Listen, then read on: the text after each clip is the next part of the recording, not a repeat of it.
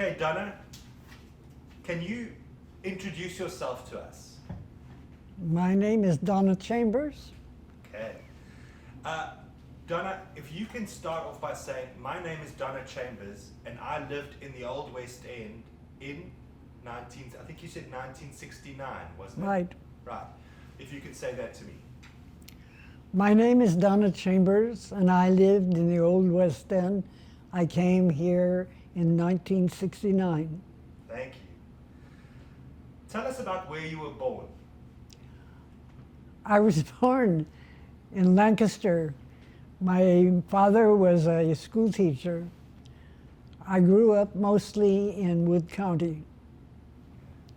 And tell us a little bit about your childhood and your schooling, and how you went about meeting Chester.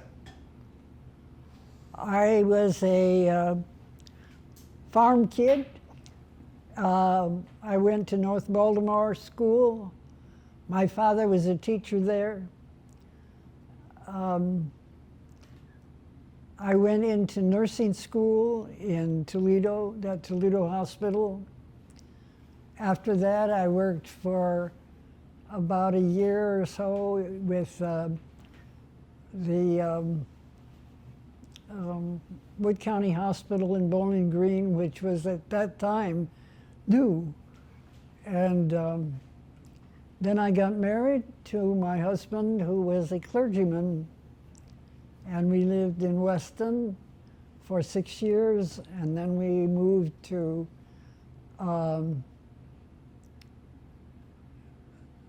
another town for another 5 years. And my husband had always wanted to be a inner city pastor. And so we moved to Toledo in 1961. And we lived in the North End. And he was a pastor involved in a three-church group until 1969, when his job changed and he became a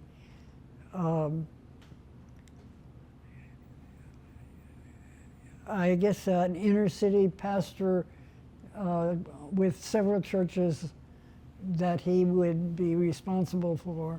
Not as pastor, but as a kind of a director. And at that time, we had 5 children. And so we were looking for a place. We'd always been in parsonages. We looked for a place that would accommodate 5 children. The youngest was a, let's see, well, the oldest one was a freshman at Woodward High School, and the rest of them were going down, and so we looked around in the North End because we liked the North End, and the school, the Grange School at that time, was a very interesting school, very multi-ethnic, Syrians, Greek, you know, the whole Hispanic and everything, and it was run by a very, I can't remember his name, but he died recently. But he was the school administrator at that time, and he was a very onward-looking guy. Anyway, the school was good. We would have liked to stay in the North End, but we couldn't find anything, and so we started looking in the Old West End. And at that time, why there was a real problem, there were a lot of houses on sale. I think we must have looked between, around 15 houses. And we got, you know, we didn't have much money. When we bought our house, we borrowed from my father, and we looked at at houses, and we saw some that were interesting, but they would have taken a lot of work to accommodate our family. And we looked at this house, and it was $20,000 at that time. And we looked around, and we really liked the house. And the attic was partially finished, and it was so that we could finish it ourselves, doing all the work ourselves. The boys were very good, and Chet was pretty good at fixing up, you know, whatever you do when you renovate. And the rest of the house was in order. It was, as you see, it was a nice, spacious house. A lot of the old West End houses that we looked at were chopped up in little rooms. And this was impressive because it has big rooms, and it's a well thought out house. Anyway, they brought down the price to 15, and we bought it. And then it was a buyer's market, and the whole Old West End, it was a really time when they were changing a lot, and it was bad, you know. What was changing? Well, I think there were white flight. That was what was mostly happening. So a lot more black families were moving in. Yeah. Okay. And anyway, that was fine with us. We didn't care if we had black neighbors, and anyway, we moved in and we finished the attic, and Mark had already been in Woodward High School for a while, and he was all involved in organizations in that school, so we kept him there, and the rest of them, the other boys, Nathan and Brian went to Scott, and Kevin and Jocelyn went to Fulton, and then they went on from there to Scott. Then Jocelyn, they built a new school on the corner of Central and, well, I can't think of it. Anyway, it's still down there. And she went there, and then she went to Scott. And they did well in school, and were ahead of their classes and so forth. My husband, with his job, was so involved in meetings and so forth that we did not get involved in any of the Old West End, old women of the Old West End, or the whole thing, you know.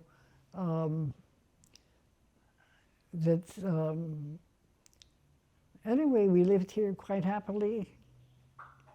The boys and girl all left home, and we stayed, and we were fine until my husband, we began to have some health problems, and we decided to we looked around maybe to get, to move into a senior living center or something like that. But we really liked this house. We really liked the area, and we decided to try to move down to the first floor. And I have 12 grandchildren, and I offered the house to anybody that wanted it. I didn't want to sell it. And, or we didn't want to sell it. And Brianna was the only one that was interested. So she and her husband moved into the upstairs, and they had kitchen and laundry privileges, and for a while that worked. And my husband began having dementia problems, some kind of vascular dementia, and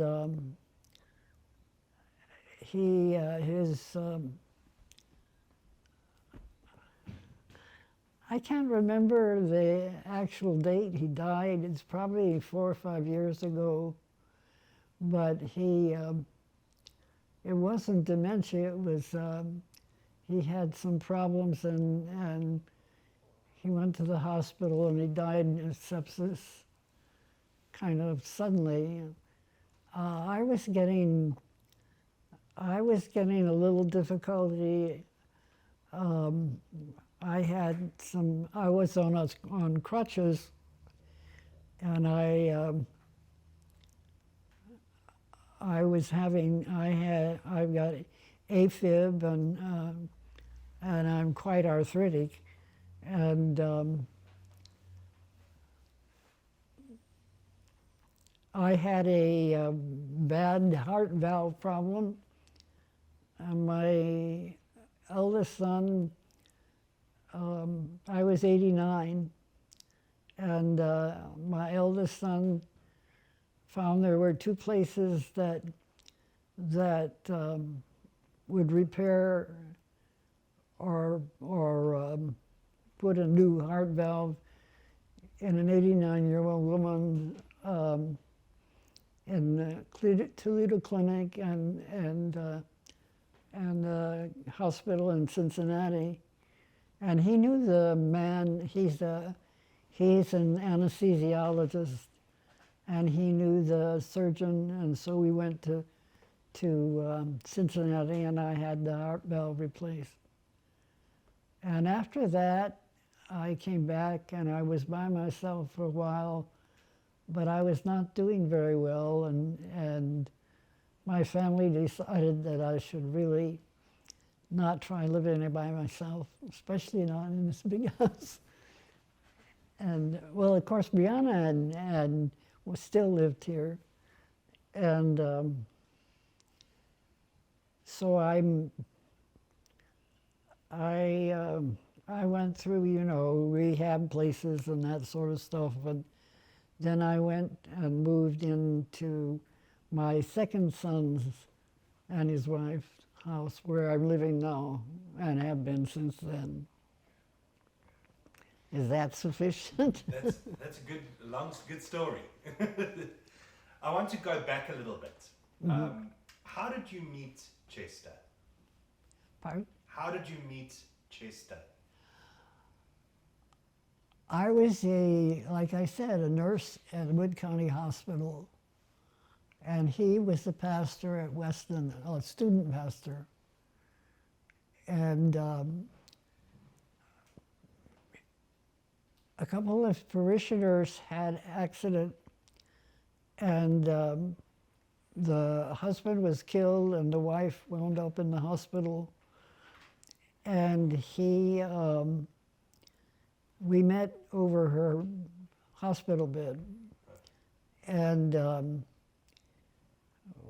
he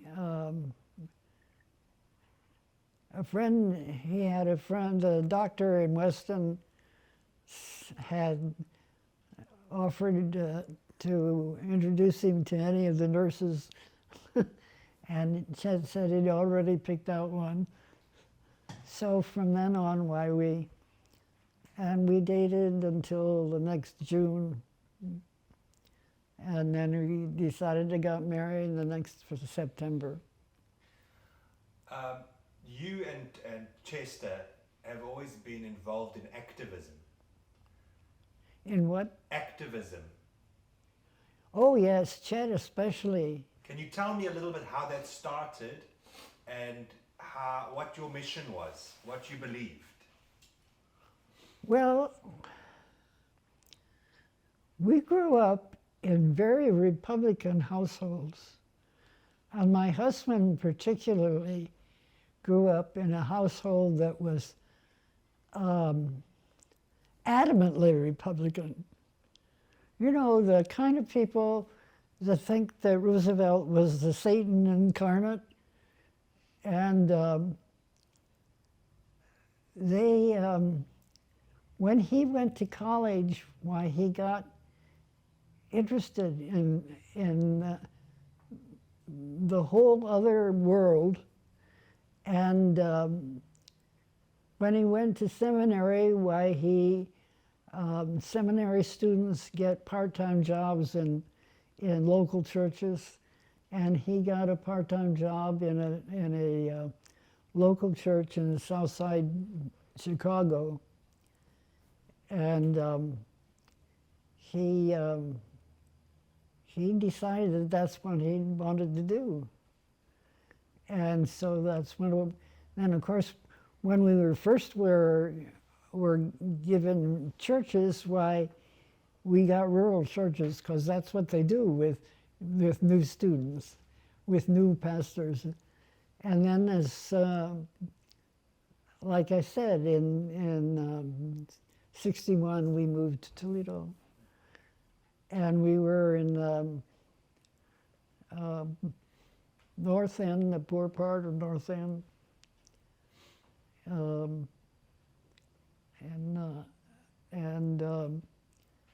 He just was always very interested in doing things like that. I remember he had a group of welfare mothers that would meet, and he was very, you know, supportive of that kind of group. He said, you know, that after that group meeting, why, most of the women had gone out back to school and gotten degrees, and he was just always interested in that kind of work. And the work, he always supported special work that, like St. Paul's Methodist Church, that does a lot of, has this neighborhood center, and it just is something he was interested in. And then later he got interested in Central America and into Cuba. And I kind of tagged along. You and Chet were very involved in the gay community in That's right. When we were in the North End, why, a couple of the people that were in the congregation, young men, had come out to Chet, and they wanted him to take him to visit some places, and one of I can't remember the name of the guy who had a furniture store. Was his name Henry? What? Was it Henry? Henry? Was it Henry? No. No. Okay. No, he had a furniture store, and he was kind of helping people. And there was a lot of, at the time, there was a lot of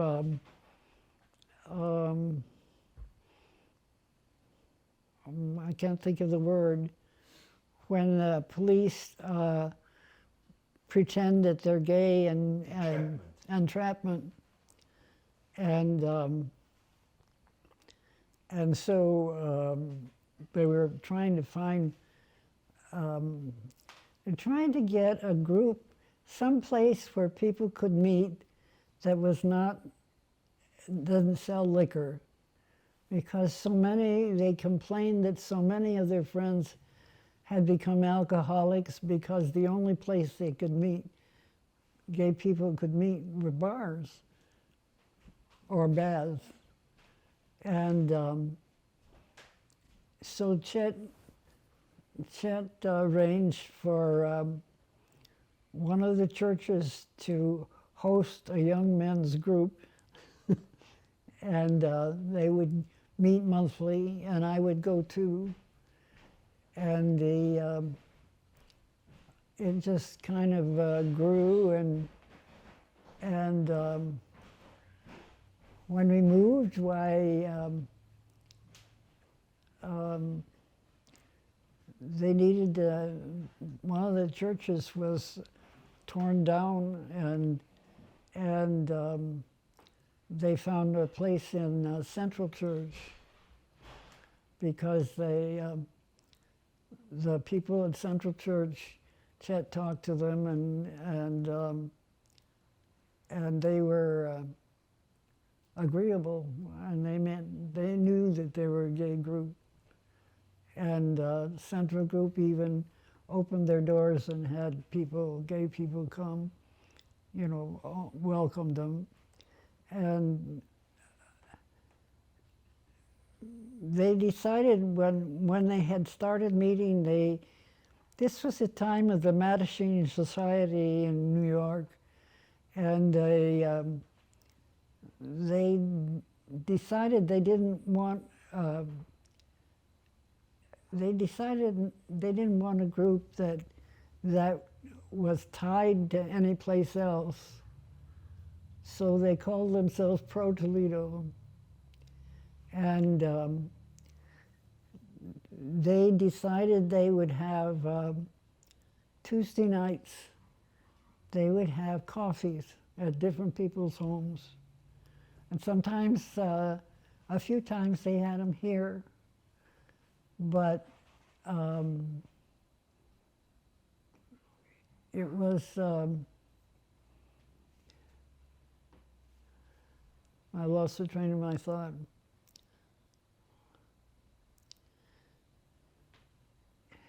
Anyway, they decided they needed a phone. They needed somebody to answer the phone. They always wanted to have a gay place, you know, kind of a meeting place with a manned phone and so forth. But they never could figure out exactly what they wanted or could afford anything, and they wanted a phone, and I agreed to have the phone here.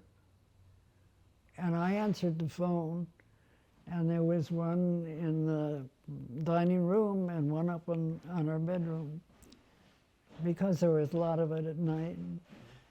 And anyway, I did that all by myself for a while. And then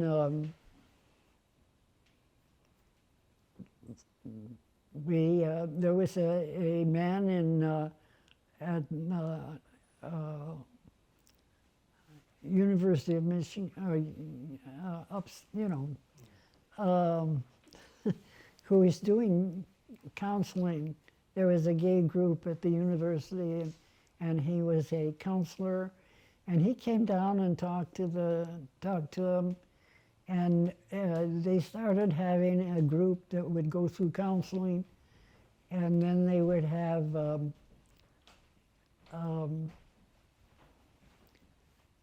people would volunteer certain times, mostly in the evenings, which was the heaviest use anyway, but then we had what they called car forwarding, and they would call to get the phone, and I would forward it, and then they would take it, give it back to me. And most of the time, they give it back late at night because they needed to get some sleep before they went to work. Anyway, and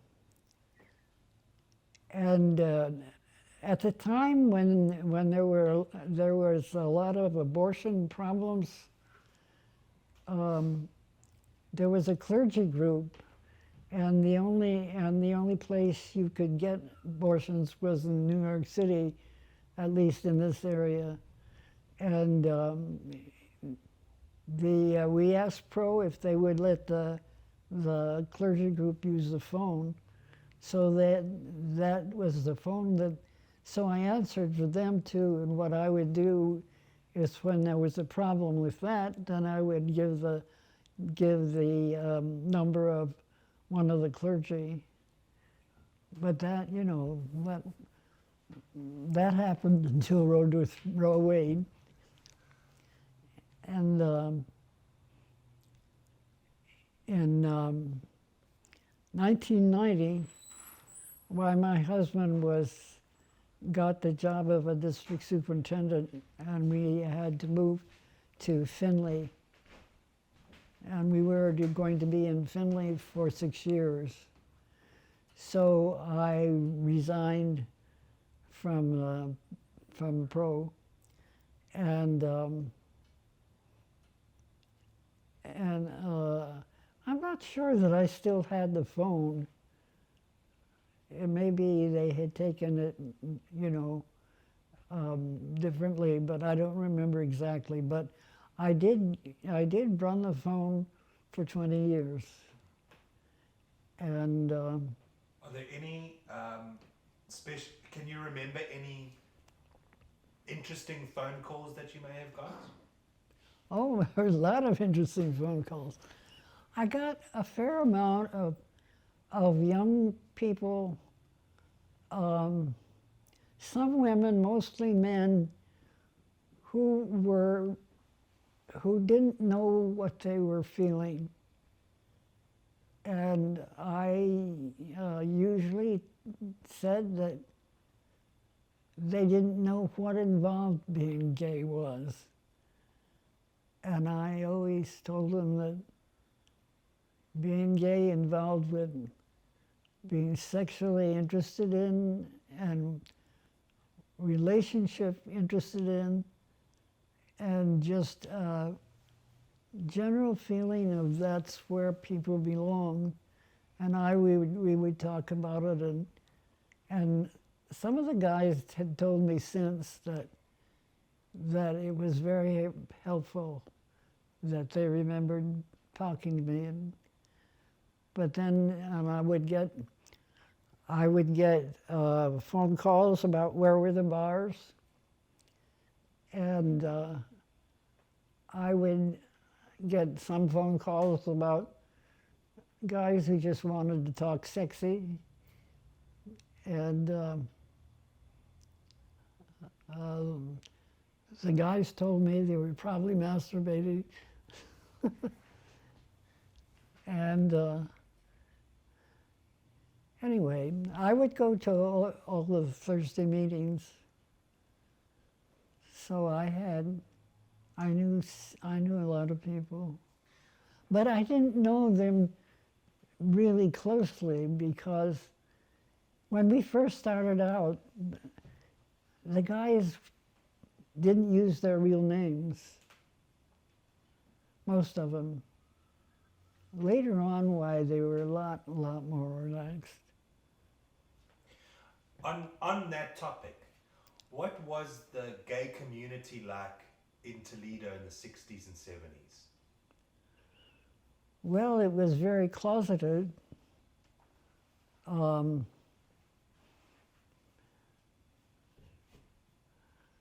I only know a small part of it.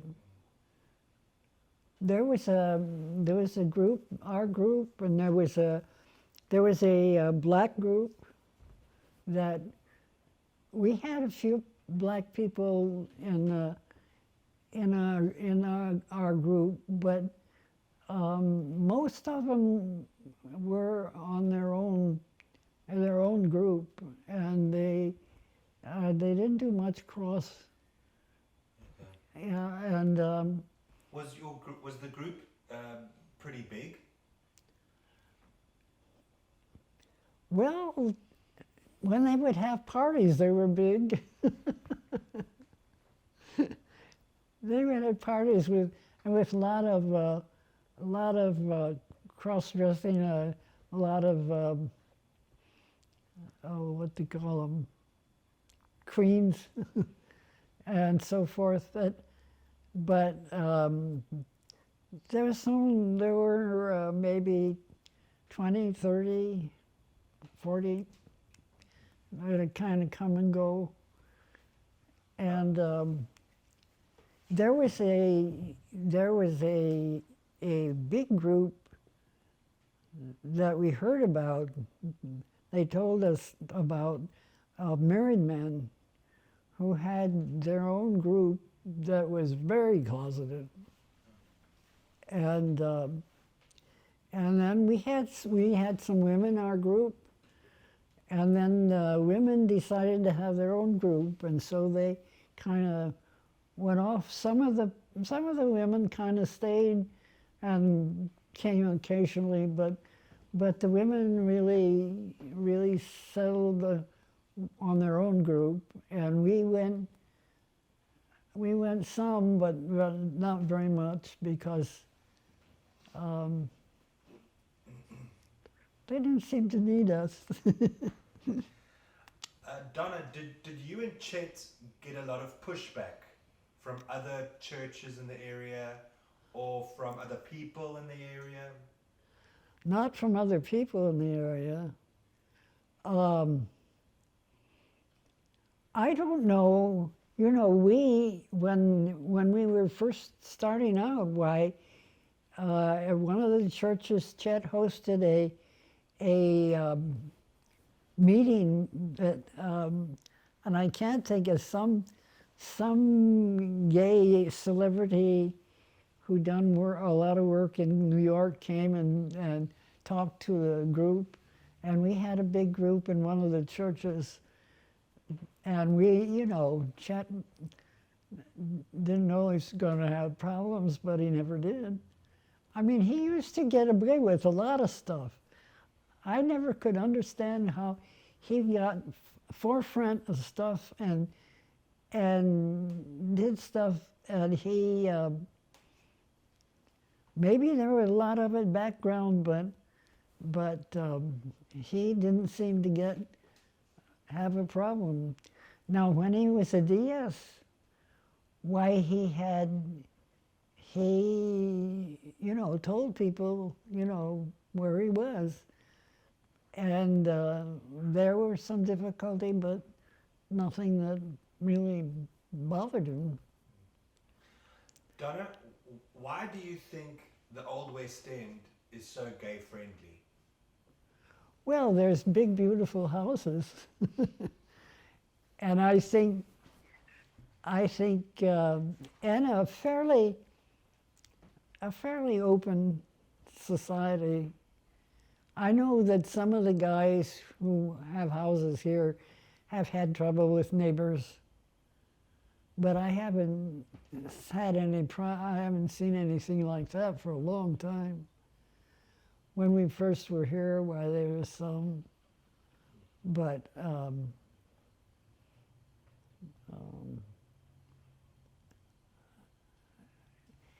I don't know whether people didn't know that we were so avant-garde, or whether they, or what. But I know that Chet used to get away with things for some reason. I think somehow he managed to soothe people somehow, but I did some reading that by the mid-1970s, there were 7 gay welcoming churches in the Old West End. that sounds right. What do you think that did for this neighborhood and for neighboring neighborhoods? I have no idea. Okay. I mean, I have never seen any kind of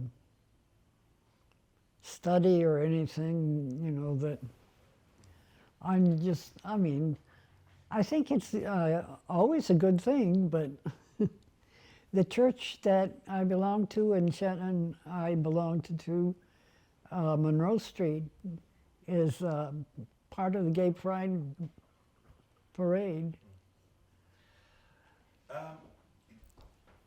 We're nearly finished. Pardon? We're nearly done. What are some of your fondest memories living in the Old West End?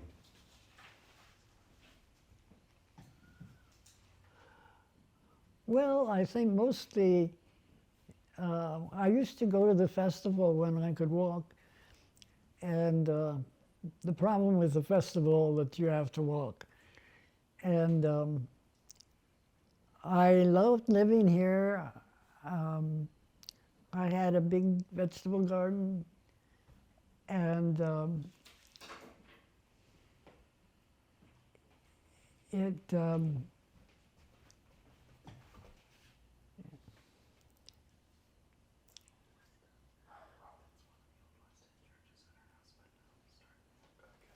and I really liked the house.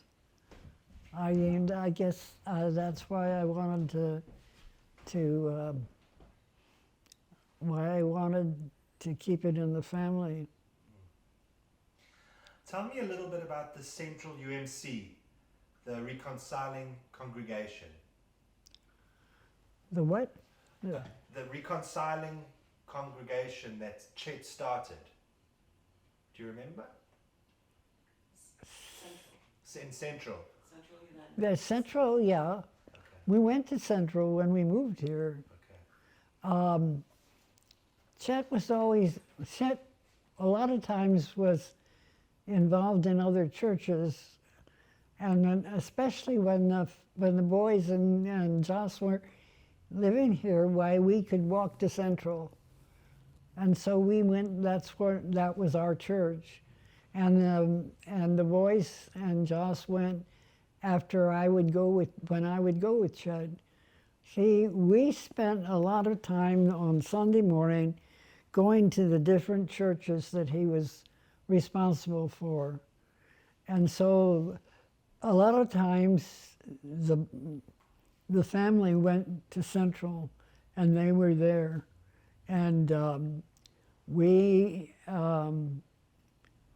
talked to Central about the gay community for one of the very first things, and they were very forward-looking church, some really forward-looking people.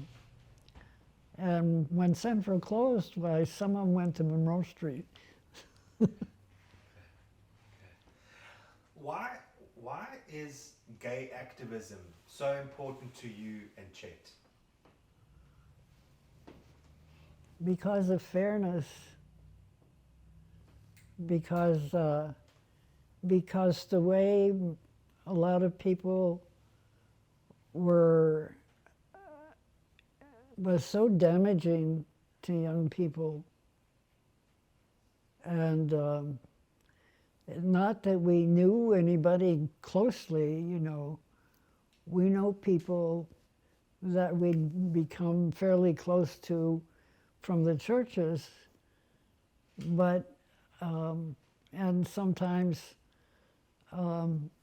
across the street we had a gay couple who had a house, and they were very helpful to us sometimes, and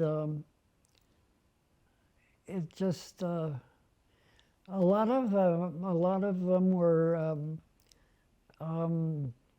music, involved in music, and Chet and I loved music. We were symphony people, and for a while we had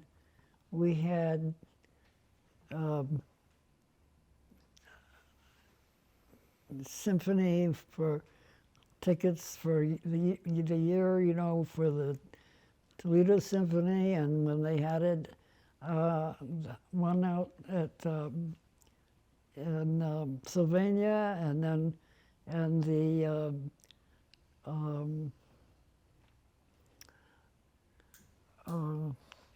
small group chamber orchestra. We had all three of those yearly tickets, and we were. I was a member of the Masterworks Chorale, and when Chet got loose from some of his work, why he became a member too, and music was very important to us. What is your favorite thing about this community? Oh boy.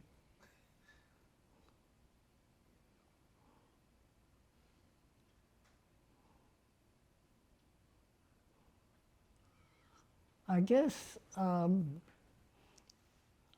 the fact that there are all sorts of different people here.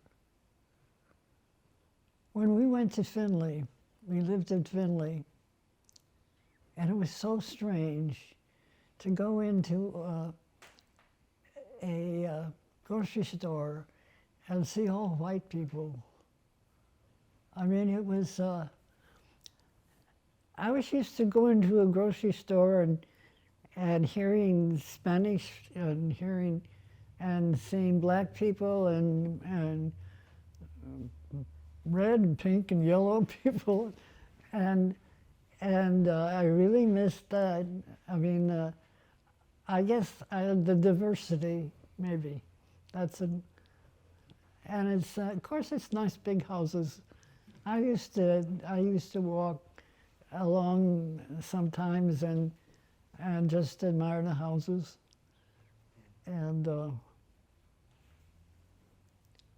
it's hard to say, you know, this is the only house we ever owned. And so it's always been a good house for us. And it's a 250-foot lot, so there was room for games and stuff for the boys. And it's just, and the cathedral had music every once in a while, and we were close to Central Church and close to Monroe Street Church. I don't know. That's one reason when we were trying to decide whether we should go into some kind of a group home, you know, some kind of a group place. We already had a kind of nest here. So. Okay. Is there anything else you could think of?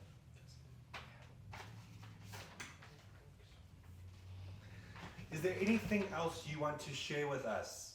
Pardon? Is there anything else that you'd like to share? I think you probably got me dried out. Okay. Nothing else comes to my head. Is there anything you can think of? Can you tell them about reconciling congregations? Well, reconciling congregations are churches that declare that they're open to all people. Gay, straight, transgender, black, white, green. And the Central was one of the first ones to do that. I mean, I don't really know about others. You say that there were others in this area that are, but I don't know, you know. But when we went to Monroe Street, you know, I kept my membership with Central, and I said when they're a reconciling congregation, well, I'll move over to Monroe Street. And some of the people said that would be fine, but then they came back and said, well, some people have to die first. Did you ever have a conflict with your religion and your beliefs in? No. Okay. And Chet, did he ever question that, or?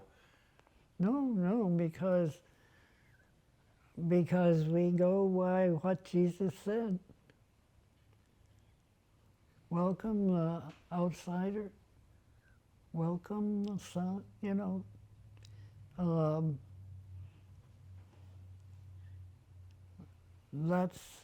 We're not hung up on a lot of this biblical this do and do this don't stuff. I don't know where, now my parents were much more liberal than Chet's parents. I don't know how he just, I guess, shuffled all that stuff off.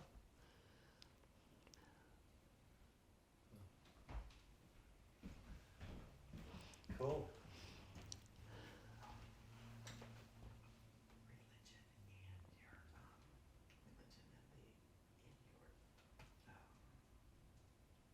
Denomination are different things, so if you want to ask her if she had problems with her denomination, Okay.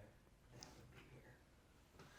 Did you have problems with your denomination? Well, you gays. know, there used to be, I mean, they had all sorts of things.